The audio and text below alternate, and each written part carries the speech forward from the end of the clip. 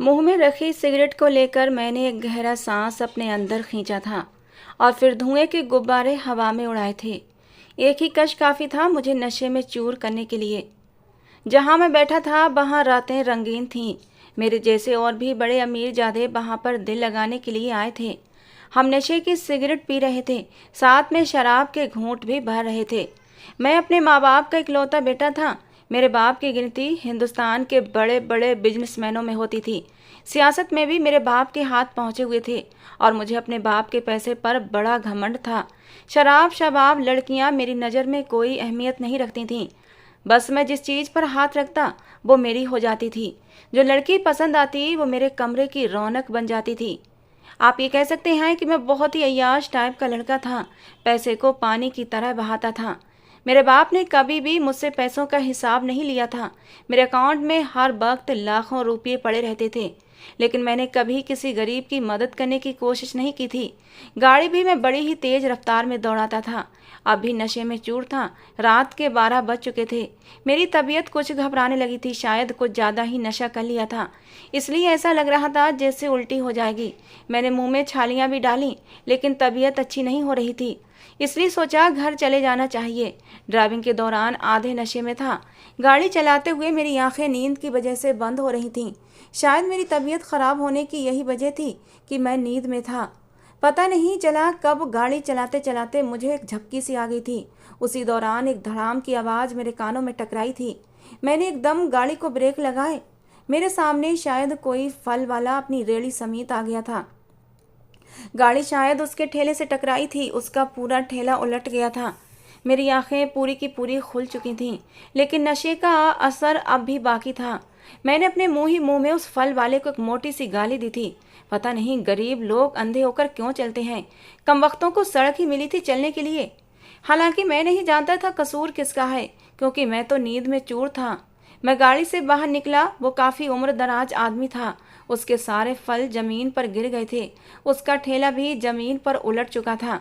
मुझे देखकर वो बेचारा सड़क से उठा और अपनी कोहनियाँ झाड़ने लगा।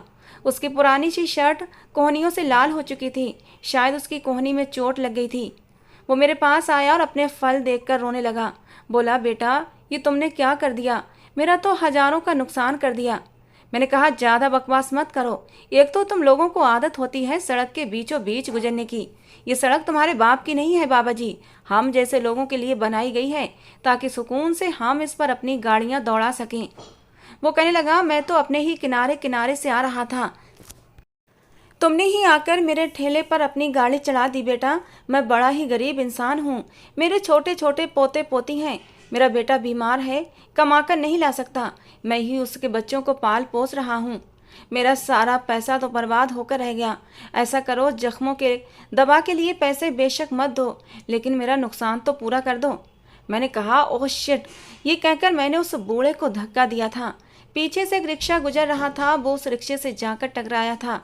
रिक्शे वाले ने फौरन से ब्रेक लगाए। उस रिक्शे से एक लड़की नीचे उतरी थी। पिंक कॉटन का सूट पहन रखा था। पिंक सितारों वाला दुपट्टा उसने अपने सर पर डाल रखा था और ये रंग उसकी गुलाबी रंगत पर बड़ा ही भला लग रहा था। इतनी खूबसूरत लड़की थी कि उसे देखकर मैं अपनी आंखें झपकाना भूल गया था। वो रिक्शे से उतरी। उसने गिरे हुए उस बूढ़े फल वाले को उठाया और उससे पूछने लगी, बाबा क्या हुआ है? मैं तो उसके हुस्न में ऐसा खोया कि मुझे आसपास का होश ही नहीं रहा था। मेरा तो जैसे सारा नशा टूट गया था। लेकिन लड़की बड़े गुस्से में मेरे पास आई थी। कहने लगी, अंधे होकर गाड़ी चलाते हैं आप? उसकी बात सुनकर मैं चौंका था। मैंने कहा, ये बुढ़ा खुद ही मेरे सामने आया था। वो कहने लगी, बात करने की तमीज़ नहीं है आपको? आपके बाप से बड़ी उम्र का होगा। मैंने कहा, तो मैं क्या करूं? अगर मेरे बाप की उम्र का कोई चौकीदार मेरे सामने आएगा तो क्या उसको आप करके बात करूंगा? वो कहने लगी, जी हाँ, अगर चौकीदार भी आपकी बाप की उम्र से बड़ा होगा तो आपको तमीज़ से बात करनी चाहिए। चलें, इनका नुकसान पूरा करें और इन्हें अपने साथ अस्पताल भी लेकर जाएं। इन्हें बहुत चोटें आई हैं और आपकी वजह से आई हैं। मैंने कहा, देखिए मैडम, पहली बात तो मैं ऐसे बुढ़ों के हथकंडों को अच्छी तरीके से जानता हूँ। पैसे बटोरने के लिए इनका काफ़ी पुराना और कामयाब तरीका है। जैसे ही देखते हैं कोई बड़ी गाड़ी आ रही है तो जानबूझकर सामने आ जाते हैं और अपनी गरीबी का रोना रोते हैं, ताकि हम जैसे लोग अपनी जेबें खाली करते रहें। और मैं ऐसा नहीं हूँ। एक फूटी कौड़ी तक इस बुढ़े को नहीं दूंगा। उस लड़की ने मुझे तेज नज़रों से घूरा था, फिर अपना पर्स खोलकर बुढ़े को पैसे देने लगी। कहने लगी, बाबा जी मेरे पास बस इतने ही हैं, बाकी सिर्फ किराया बचा है, ये आप रख लें और मुझे अपना पता भी बता दें। कुछ दिन बाद मुझे सैलरी मिलेगी तो मैं आपको और भी पैसे दे दूंगी। इन जैसे घटिया लोगों को सिर्फ गरीबों को तकलीफ देना ही आती है, उनका नुकसान पूरा नहीं कर सकते। लेकिन चिंता मत करें, मैं आपका नुकसान पूरा करूंगी। मैं तो जितना हैरान होता उतना कम था। उस 2 टके की लड़की ने मुझे इतनी बातें सुना दी थीं। वो आदमी उस लड़की को दुआएं देने लगा। वो लड़की दोबारा रिक्शे में बैठकर चली गई। मैंने भी गाड़ी में बैठा, लेकिन बजाय अपने घर जाने के उस लड़की का पीछा करने लगा। वो एक पुराने से इलाके की पुरानी सी बिल्डिंग के सामने रिक्शे से उतरी थी और उसी बिल्डिंग में चली गई। मैंने वो बिल्डिंग देखी तो लगा जैसे 24-25 साल पुरानी है। खैर, मैं वापस अपने बंगले पर आ गया। लड़खड़ाते कदमों से अपने कमरे में आया। सबसे पहले एसी ऑन किया। कमरे में गुलाब के फूलों की खुशबू भी थी जो अभी अभी नौकर ने लगाए थे, और कमरा साफ किया था। एयर फ्रेशनर भी कमरे में किया गया था। मैं धम से बेड पर गिरा और नींद की आगोश में चला गया। अगले दिन ही नाश्ते पर मेरे पापा मुझसे कहने लगे कि तुम्हें स्कूल के बच्चों को इनाम देने के लिए जाना है, क्योंकि मेरा बाप राजनीति में कदम रख चुका था और इस बार उनका इरादा इलेक्शन लड़ने का था। मैंने कहा, डैड मुझसे ये नहीं होगा। वो कहने लगे, करना तो पड़ेगा। मैं चाहता हूँ कि लोगों के दिमाग में हमारे लिए एक अच्छी इमेज बने। मजबूरन ही सही, लेकिन मैं उस इंग्लिश मीडियम स्कूल में बच्चों को ट्रॉफी देने चला गया। लेकिन मैं नहीं जानता था मुझे वहाँ लड़की वो कोमल भी मिल जाएगी। वो लड़की शायद उसी स्कूल की टीचर थी। जैसे ही मैं स्टेज पर आया, उसके माथे पर बल पड़े थे, चेहरे पर गुस्से के भाव छा गए थे। सारी टीचर्स के साथ वो भी सबसे पीछे खड़ी हुई थी। स्कूल की प्रिंसिपल मेरे पास आई, जो कि बच्चों के रिजल्ट अनाउंस कर रही थी, और मुझे ट्रॉफी पकड़कर उन्हें देने के लिए कह रही थी। मैं बच्चों को ट्रॉफी देता, साथ ही साथ यह भी कहता कि खूब मेहनत से पढ़ो, कामयाब हो जाओगे। सारी ट्रॉफियां देने के बाद मैडम ने मुझे बहुत जिद की कि मैं कुछ लाइन्स बच्चों के लिए बोल दूं। मैं खुद कोई अच्छा स्टूडेंट नहीं रहा था, बस ऐसे ही अमीर बाप का बेटा था, इसलिए दूसरों के अच्छे नंबर खुद ब खुद मेरी रिपोर्ट पर आ जाते थे। मेहनत कोई और करता, नंबर मैं हासिल कर लेता था, इसलिए हमेशा टॉपर की लिस्ट में मेरा नाम सबसे ऊपर होता था। मैंने बच्चों को नसीहतें करना शुरू कर दी कि दिल लगाकर पढ़ो, मैंने भी हमेशा मेहनत करके ये स्थान हासिल किया है। अच्छे नागरिक बनने की कोशिश करो, लोगों की मदद करो, गरीबों के साथ अच्छे से पेश आओ, उनकी मदद करने की हमेशा कोशिश करो, वगैरह वगैरह। वही किताबी बातें जो हर राजनीतिक नेता अपने भाषण में शामिल करता है। मैं भी इन्हीं बातों में बिजी था कि जब पीछे से मुझे एक जानी पहचानी आवाज़ सुनाई दी। देवांश मुखर्जी, पहले आप खुद अपनी बातों का पालन करना सीख लें, तभी बच्चों को समझाइएगा। मैंने पलट कर उसको देखा था और बड़े ही गुस्से से घूरा भी था। मैडम भी उस लड़की को घूरने लगी, लेकिन वो मेरे सामने आकर खड़ी हो गई, मेरे हाथ से माइक छीना और कहने लगी, बेटा इनकी बातों पर कभी भी ध्यान मत देना, क्योंकि इन साहब ने अभी कुछ दिन पहले ही एक गरीब ठेले वाले पर अपनी गाड़ी चढ़ा दी थी। उस बेचारे के सारे फल गिर गए थे।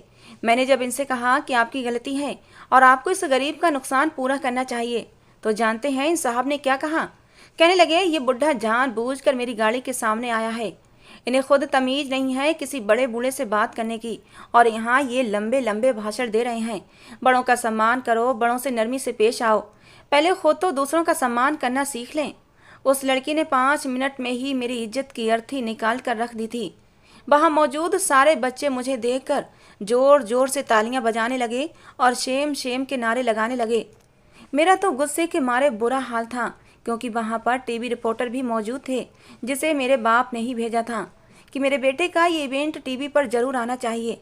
मेरे साथ साथ मेरे बाप की भी इज्जत की धज्जियाँ उस लड़की ने उड़ाकर रख दी थीं, और मेरा ये हाल था, जी चाहा यहीं खड़े खड़े उस लड़की को मजा चखा कर रख दूं। वो समझती क्या थी खुद को? उस 2 टके की लड़की ने फिलहाल तो मेरी इज्जत 2 टके की करके रख दी थी। अपनी बात पूरी करके वो उस हॉलनुमा कमरे से बाहर निकल गई थी। मैं भी फौरन से बड़े बड़े कदम उठाता हुआ उसी के पीछे गया था। जैसे ही वो स्कूल से बाहर निकली, मैं उस तक पहुंच गया था। मैंने उसे बाजू से पकड़ा और अपने सामने खड़ा कर दिया। वो मुझे गुस्से से देखने लगी। मैंने कहा, क्या बदतमीजी की है तुमने मेरे साथ सबके सामने? तुम्हें अंदाजा भी है कि मैं कौन हूँ? कहने लगी, हाँ मुझे पता है, एक अमीर बाप के बिगड़े हुए शराबी बेटे हो तुम, समझे? मैं बड़े गुस्से से अपनी लाल होती आंखों से दिखाने की कोशिश कर रहा था, लेकिन वो मुझे देख तो रही थी, लेकिन मुझसे डर नहीं रही थी। मैंने उसको बाजू से छोड़ दिया क्योंकि मेरा ड्राइवर मेरे पास आ गया था। कहने लगा, सर जी आप यहाँ से चलें, वरना वो टीवी रिपोर्टर बाहर आ गए तो तमाशा लग जाएगा। ये लड़की आपको बदनाम करना चाहती है। मुझे भी यही लग रहा था कि मेरा वहाँ से चले जाना ही बेहतर है। मैं वापस घर आया तो मेरा बाप मुझ पर गुस्सा करने लगा। कहने लगा, कौन थी वो लड़की और क्या कह रही थी, और तुम चुप क्यों थे? उसी वक्त तुम्हें उसी मौके पर उसे झूठा कह देना चाहिए था। मैंने कहा, डैड मैं सियासी दिमाग नहीं रखता, मुझे इस वक्त कुछ भी मत कहें। मेरा दिमाग पहले से ही उस लड़की ने ख़राब कर दिया है। ये ना हो कि मेरे मुंह से कुछ गलत शब्द निकल जाएं। मैं इस वक्त बहुत ही गुस्से में था और मेरा बाप भी मेरे गुस्से को देख रहा था। मैं सीधा सीढ़ियों को चढ़कर अपने कमरे में आ गया। अपने कमरे में आते ही सबसे पहले ड्रेसिंग टेबल पर पड़े मैंने 2-4 परफ्यूम सामने दीवार पर दे मारे थे। मेरा बस नहीं चल रहा था उस लड़की के साथ क्या कर गुजरूं। उसकी इतनी हिम्मत कि सबके सामने देवांश मुखर्जी को बेइज्जत करके रख दे। मैं सोच चुका था अपनी बेइज्जती का बदला उससे जरूर लूंगा, उसे छोड़ूंगा नहीं। उसका वो हाल करूंगा कि वो मुंह छुपाती फिरेगी। मैंने अपने फ़ोन से एक नंबर मिलाया, अपने दोस्त को फ़ोन किया जिसका संबंध एक गुंडों के गिरोह से था। मैंने कहा, मेरे स्कूल में एक वीडियो वायरल हुई है, सोशल मीडिया पर तुम्हें मिल जाएगी, और वो लड़की मुझ पर गलत इल्ज़ाम लगा रही है। मुझे वो लड़की हर हाल में चाहिए, उसे मेरे खुफिया फ्लैट पर पहुंचा देना। ये कहकर मैंने मोबाइल बंद कर दिया, सिगरेट निकाला और पीने लगा। आज मैंने पूरे 2 सिगरेट पिए थे, लेकिन उसके बावजूद भी नशा नहीं चल रहा था और मैं सोना चाहता था। मेरे बाप ने शायद रिपोर्टर्स को ख़रीद लिया था, क्योंकि हमारे यहाँ पैसे से हर चीज़ खरीदी जा सकती है, शराफत भी, ईमानदारी भी और मीडिया भी। अगले दिन उस रिपोर्टर ने सोशल मीडिया पर यह बयान दिया कि वो लड़की अपने फेमस होना चाहती है, इसलिए एक राजनेता के बेटे पर कीचड़ उछालकर उसने शोहरत हासिल की है। ये तो देवांश मुखर्जी है कि उसने उस लड़की को वहाँ पर कोई भी जवाब नहीं दिया। मेरा बाप ये सब कुछ करवाकर रिलैक्स हो चुका था, लेकिन मैं नहीं हुआ था। वो लड़की तो इससे भी बड़ी सज़ा की हकदार थी। जब तक कि मैं उसे अपनी हवस का निशाना न बना लेता, उसके गुरूर को अपने पैरों के जूतों से रौंद न देता, मुझे कहाँ चैन आने वाला था। अगले दिन शाम तक मुझे उस गुंडे का मैसेज आ गया था कि आपका काम हो चुका है। ये सुनकर मेरे चेहरे पर एक शैतानी भरी मुस्कुराहट फैल गई थी। मैं फौरन से उठा, अपनी गाड़ी की चाबी घुमाता हुआ सीढ़ियाँ नीचे उतरा था। मेरा बाप वहीं लॉन्ज में बैठा हुआ था। मुझे देखकर कहने लगे, बड़ी मुश्किल से मैंने ये मामला संभाला है, इसलिए दोबारा कोई गलती मत करना। मैंने कहा, ओके डैड, नो प्रॉब्लम। मैं गाड़ी की चाबी घुमाते हुए बाहर जाने लगा तो कहने लगे, बात सुनो मेरी, देवांश। मैंने पलट कर देखा, मैंने कहा, यस। कहने लगे, उस लड़की से कुछ महीने तक तो दूर ही रहना, इसी में भलाई है। ये ना हो कि बात दोबारा से मीडिया में फैल जाए और हम बदनाम हो जाए। मैंने कहा, आप चिंता ना करें, कुछ नहीं होगा। मैंने अपने बाप को तो तसल्ली दे दी थी, लेकिन खुद को कैसे तसल्ली दे सकता था। मैं जब तक उसकी इज्जत को तार तार न कर देता, उसे बर्बाद न कर देता, उसको अपने सामने झुकने पर मजबूर न कर देता, मुझे कहाँ चैन था। मुझे तो नींद ही नहीं आ रही थी। मैंने आज तक कभी किसी से हार नहीं मानी थी। मैं जब अपने फ्लैट पर पहुंचा तो उस लड़की के चिल्लाने की और दरवाज़ा पीटने की आवाज़ें आ रही थीं। ये सुनकर मैंने अपनी जीत पर एक कहकहा लगाया था। मैंने कमरे का दरवाज़ा खोला तो उस लड़की की आंखों पर पट्टी बंधी हुई थी। उसके दोनों हाथ भी पीछे की तरफ बंधे हुए थे। वो शायद अपने पैरों से दरवाज़ा खटखटा रही थी। दरवाज़ा खुलने की आवाज़ पर वो कहने लगी, कौन हो तुम, मुझे यहाँ क्यों लाए हो? उसके चेहरे की गुलाबी रंगत इस वक्त सफ़ेद पड़ी हुई थी, शायद बहुत ज़्यादा डरी हुई थी। मैं ये देखकर हंसने लगा। उसकी इस हालत पर मुझे मज़ा आने लगा था। मैं उसके चेहरे पर डर ही तो देखना चाहता था, उसकी आंखों में, उसके चेहरे पर। मैंने उसे बाजू से पकड़कर उसे अपने करीब किया, उसके दोनों कंधों पर अपने दोनों बाजू रखकर अपने दोनों हाथों की उंगलियों को एक दूसरे में दबाया था। वो लड़की बिल्कुल मेरी पनाहों में थी। उसके दोनों हाथ बंधे हुए थे, आंखें भी बंद थीं, लेकिन फिर भी खुद को मुझसे पीछे कर रही थी। मैंने कहा, जाने मन, ऐसी भी क्या दूरी, अपने चाहने वालों को यूं तड़पाया नहीं करते। मेरी आवाज़ शायद उसने पहचान ली थी। कहने लगी, मुझे अंदाजा था कि ऐसी घटिया हरकत तुम जैसा इंसान ही कर सकता है।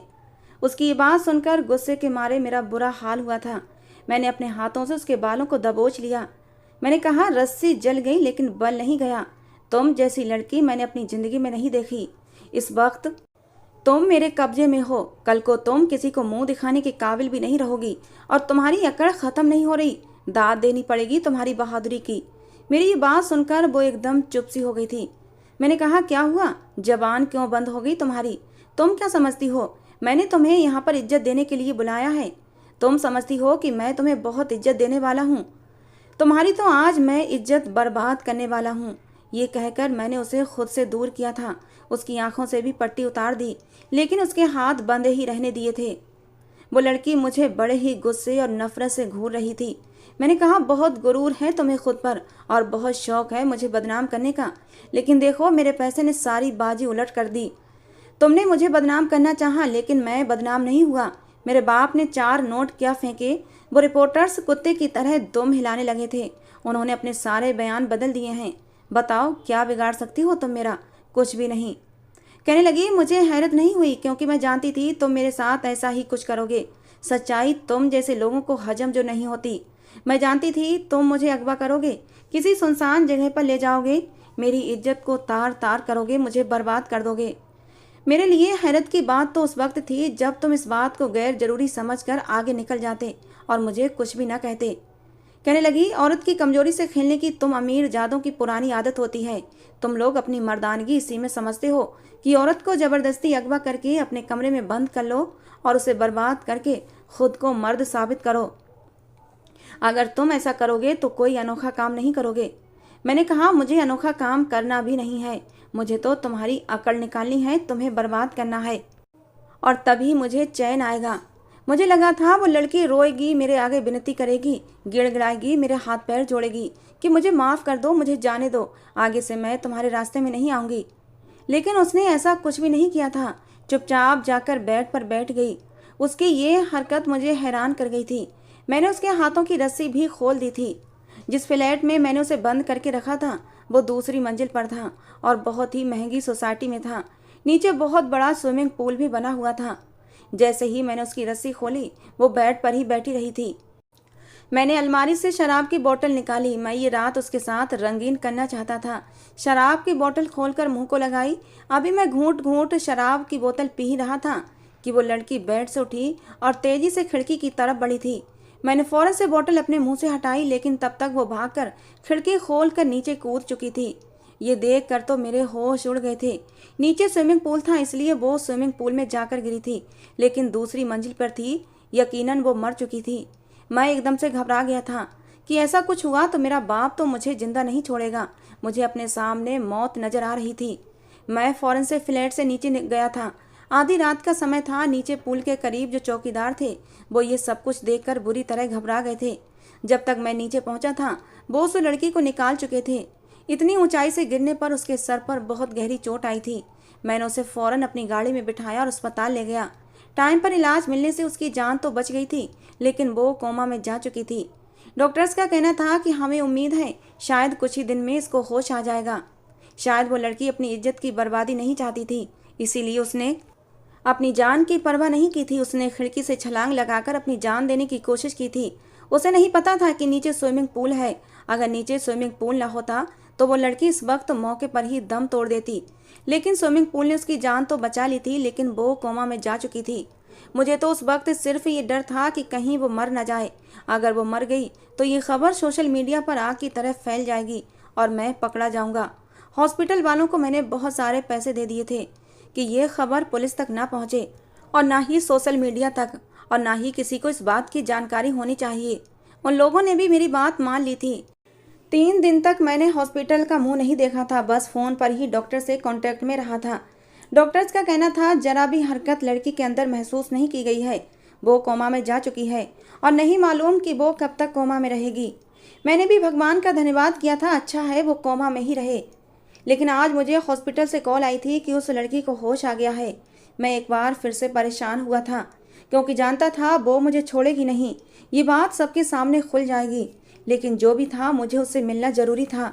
मैं फौरन अस्पताल पहुंचा और जैसे ही उसके कमरे में दाखिल हुआ वो मुझे इस तरह देख रही थी जैसे मुझे जानती ही ना हो। वहाँ मौजूद एक नर्स उसको ड्रिप लगा रही थी। वो अपने फोल्डिंग बेड पर उठकर बैठी हुई थी। कहने लगी, ये कौन है? ये कमरे में कौन आया है? नर्स कहने लगी, आपने नहीं पहचाना? तो उसने नामे सिर हिला दिया। नर्स कहने लगी, अरे ये आपके हस्बैंड हैं, यही तो आपको यहाँ लेकर आए थे और आपके इलाज पर पैसा पानी की तरह बहाया है। शायद उस नर्स ने देखा था कि मैंने किस तरह डॉक्टर्स का मुंह बंद करने के लिए पैसे उड़ाए थे। ये सुनकर तो मैं भी हैरान हुआ था। उसको लगा शायद वो मेरी पत्नी है, लेकिन कोमल को कुछ भी याद नहीं आ रहा था। वो कहने लगी, अगर ये मेरे हस्बैंड हैं तो मुझे याद क्यों नहीं आ रहा? कुछ भी याद नहीं आ रहा, मैं कौन हूँ, मेरा नाम क्या है? ये कहकर उसने अपने सर को दोनों हाथों से जकड़ लिया था। मैंने तो दिल में भगवान का धन्यवाद किया था। अच्छा है वो सब कुछ भूल गई थी। मैं उसके पास आ गया, उसी के फोल्डिंग बेड पर बैठ गया। मैंने कहा, कैसी हो? कहने लगी, कौन हो तुम? क्या सच में तुम मेरे हस्बैंड हो? मैंने कहा, हाँ मैं तुम्हारा पति हूँ, हमारी लव मैरिज हुई थी। वो कहने लगी, अच्छा सोचती हूँ मैं। ये कहकर वो कुछ याद करने की कोशिश करने लगी। फिर कहने लगी, शायद मैं भूल गई हूँ, मुझे कुछ भी याद नहीं आ रहा। हालांकि मैं जानती हूँ पति कौन होते हैं, मैं ये भी जानती हूँ कि मैं एक पढ़ी लिखी लड़की हूँ, लेकिन मुझे याद नहीं आ रहा कि मैं हॉस्पिटल में कैसे पहुँची और मेरे सर पर चोट कैसे लगी। मैंने कहा, हम गाड़ी ड्राइव कर रहे थे, हमारी गाड़ी का एक्सीडेंट हो गया था और मैं गाड़ी का दरवाज़ा खोलकर बाहर की तरफ गिरा था, लेकिन तुम गाड़ी में ही थी। गाड़ी एक धमाके से फट गई थी और इसीलिए तुम्हें इतनी चोटें आ गईं, लेकिन भगवान का धन्यवाद है कि तुम्हारी जान बच गई। मैंने झूठी कहानी उसे सुनाई थी। वो कुछ सोच में पड़ गई थी। मैंने कहा, तुम परेशान क्यों हो रही हो? धीरे धीरे तुम्हें सब कुछ याद आ जाएगा। वो मुझे गौर से देखने लगी। कहने लगी, क्या मेरा नाम सुनैना है? मैंने कहा, हाँ तुम्हारा नाम सुनैना ही है। शायद उसे किसी ने उसका फर्जी नाम बता रखा था। वो नर्स कहने लगी, मैं अभी डॉक्टर को बुलाती हूँ। जब वो नर्स डॉक्टर को बुला कर लाई तो डॉक्टर मुझसे कहने लगी कि इसके सर पर बहुत गहरी चोट आई है, इसलिए ये कुछ समय के लिए सब कुछ भूल गई है, लेकिन हो सकता है इसे बहुत जल्द सब कुछ याद आ जाए। फिर वो डॉक्टर कहने लगी कि जब भी अपना पुराना घर पुराना माहौल देखेगी तो धीरे धीरे इसकी याददाश्त वापस आ जाएगी। लेकिन मैं नहीं चाहता था उसे कुछ भी याद आए। मेरे बाप को भी इस बात की जानकारी हो गई थी। उन्होंने मुझे कहा कि उस लड़की को फ़ौरन से फ़ौरन कहीं गायब कर दो और तुम भी कहीं चले जाओ। पापा ने तुरंत ही मेरी टिकट दूसरे शहर की करवा दी थी। कहने लगे, वहीं हमारा फ्लैट है, तुम कुछ दिन उसी फ्लैट पर रहोगे और इस लड़की को भी वहीं ले जाओ, लेकिन बहुत जल्द इस लड़की से छुटकारा पा लेना। मैंने कहा, जी ठीक है, मैं भी तो ऐसा ही चाहता था। मैं अपना कोई तमाशा बनाना नहीं चाहता था। इतनी तो बात मेरे समझ में आ गई थी कि इस लड़की को अपनी इज्जत बहुत प्यारी है। खैर मैं उसे अपने साथ दूसरे शहर ले गया।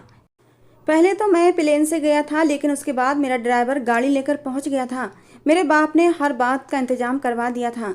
मैं गाड़ी की पिछली सीट पर उसी के साथ बैठा हुआ था। वो शायद सफ़र से थक चुकी थी। उसके सर पर अब भी पट्टियाँ बंधी हुई थीं। उसके सर पर गहरी चोट आई हुई थी। मैं अपने ध्यान में बैठा सिगरेट पी रहा था कि जब उसने अपना सर मेरे कंधे पर रखा था और अपने बाजू मेरे गले में डाल दिए। मुझे एक जोर का झटका लगा था। मैंने उसकी तरफ देखा तो उसकी आंखें बंद थीं। कहने लगी, क्या आप मुझे हमारे घर ले जा रहे हैं? मैंने कहा, हाँ हम अपने ही घर जा रहे हैं। कहने लगी, मेरे सर में बहुत दर्द है, मुझे कुछ भी याद नहीं आ रहा। मैंने कहा, धीरे धीरे सब याद आ जाएगा। वो मेरे बेहद करीब थी, बिल्कुल मेरे सीने से लगी हुई थी। अचानक ही मेरा हाथ उसके बालों पर उठा था और मैं उसके बाल सहलाने लगा। वो मेरे और भी करीब हो गई, लेकिन उसकी इतनी करीब संगत पर मैं अजीब सी हालत में पड़ गया था। वो मेरी पत्नी नहीं थी, ये मैं अच्छी तरह जानता था। मेरे अंदर तो उसके लिए कुछ नफरत और बदला लेने के जज्बात थे। वो तो अब न जाने कब के ख़त्म हो चुके थे। मैंने फ़ौरन से अपना हाथ उसके बालों से पीछे किया, लेकिन वो मेरे साथ ही लगी रही। मेरे कंधे पर सर रखे रखे सो गई थी। मैं चाह कर भी उसे अपने आप से जुदा नहीं कर पाया। मेरी नज़रें उसके चेहरे पर टिक गईं। बहुत ही खूबसूरत, प्यारा, मासूम सा चेहरा था उसका। उसका चरित्र एकदम बेदाग था। उसके चरित्र पर कोई भी आँच न आए, उससे बचने के लिए उसने अपनी जान देना चाहिए थी। कहीं ना कहीं मेरे दिल में उसकी जगह सी बन गई थी। हालांकि इससे पहले तो लड़कियां खुद ब खुद मेरी तरफ खींची चली आती थीं, ऐसे जैसे शहद पर मक्खियां भिन बनाती हैं। इसलिए लड़कियों की मेरी नज़र में कोई इज्जत ही नहीं थी, लेकिन इस लड़की की मेरे दिल में इज्जत बन गई थी। मैं अब उससे बदला लेना नहीं चाहता था, हाँ बस उससे पीछा छुड़ाना चाहता था। उसी के बारे में सोचते सोचते सफ़र कब कटा मुझे ही पता ही नहीं चला। एक शानदार बिल्डिंग के सामने मेरी गाड़ी खड़ी हुई थी। मेरा कमरा पहले से तैयार था। मैं कोमल को अपने साथ अपने कमरे में ले गया। कहने लगी, मुझे भूख लग रही है। मैंने उसे बेड पर बिठाया और फ़ौरन उसके लिए खाना ऑर्डर करने लगा। उसने बस ज़रा सा ही खाया था। कहने लगी, मेरे सर में बहुत दर्द है। मैंने उसे मेडिसिन दी। मेडिसिन खाते ही वो फिर से बेड पर लेट गई।